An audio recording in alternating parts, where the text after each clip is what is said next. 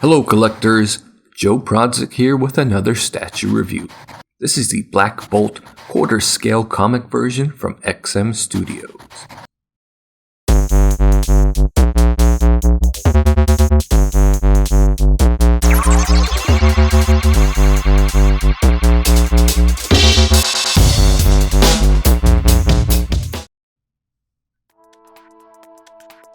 It wasn't too long ago that I became a fan of Blackagar Boltagon, also known as Black Bolt, during the recent New Avengers storyline in which he is a member of the Illuminati, an elite group of Avengers tasked with, you guessed it, saving the world. The story leads into both the original Sin and Secret Wars events by Marvel Comics.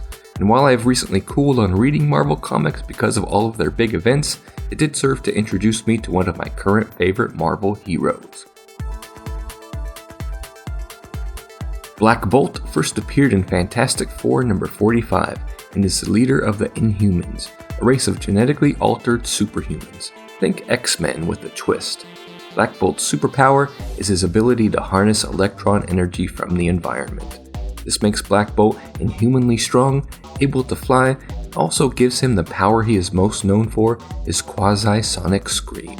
Even a whisper from Black Bolt can unleash this power, which is said to be able to destroy a planet. So the king of the Inhumans must remain stoic and silent or else risk destruction. Black Bolt couldn't have been a better choice as my first statue from XM Studios.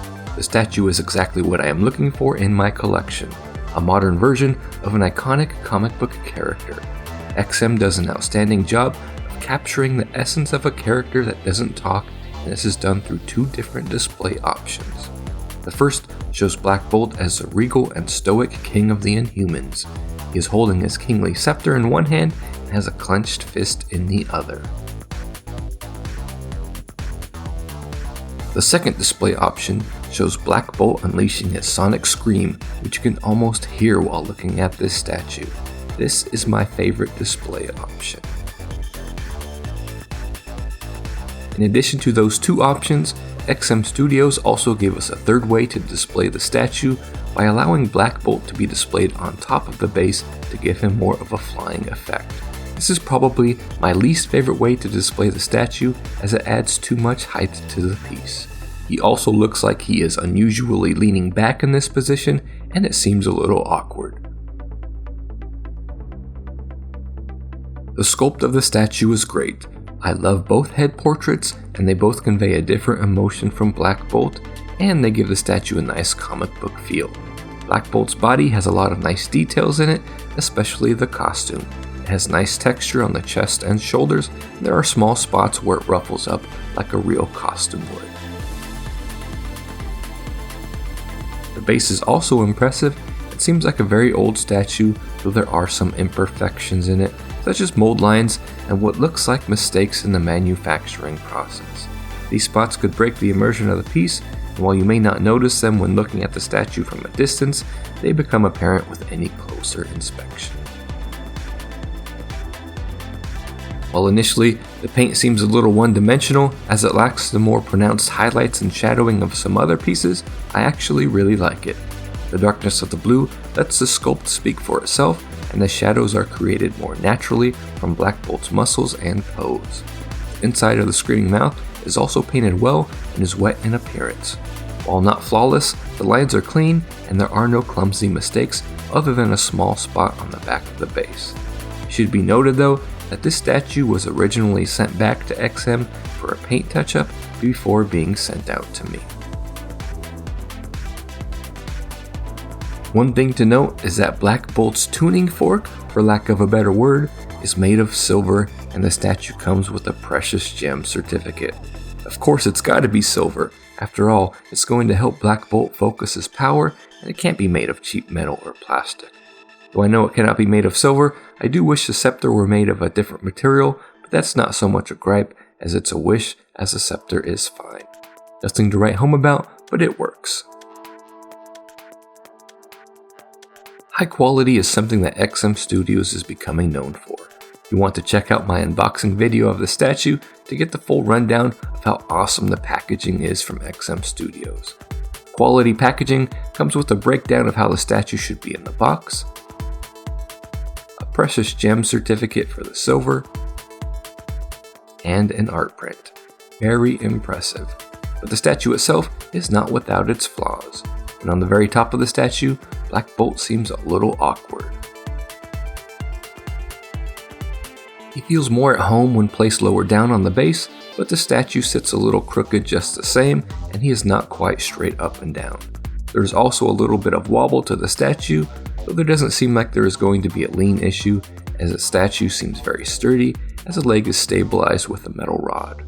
Speaking of that metal rod, you are going to want to avoid displaying the statue from an angle, as that metal rod is quite visible from the sides.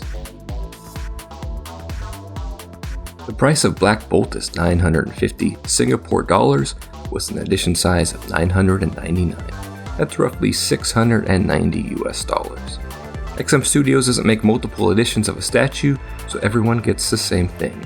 Though a little bit more pricey than a standard premium format, I don't think that price is too bad, especially with all the options and extras that XM Studios give you. But depending on your location, you may not be able to pay that price. You see, XM Studios only has distribution rights to certain Asian countries. Collectors cannot purchase them directly outside of that territory, so you have to go through a middleman or purchase the statue in the aftermarket. That could mean a pretty hefty shipping charge and perhaps a small fee for the acquisition. That is the not so hidden cost of an XM Studio statue. Depending on the popularity of the character, the cost can vary greatly. In the case of Black Bolt, you can generally find him for around cost, as there are quite a few people who purchase these statues simply to resell them.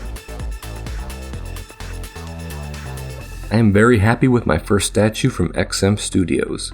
The unboxing experience was nothing less than impressive, and all the extras included with the statue help add to the XM mystique.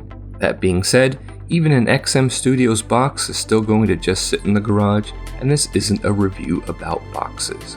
So as good as that experience is, I can't help but feel a little let down by the statue itself.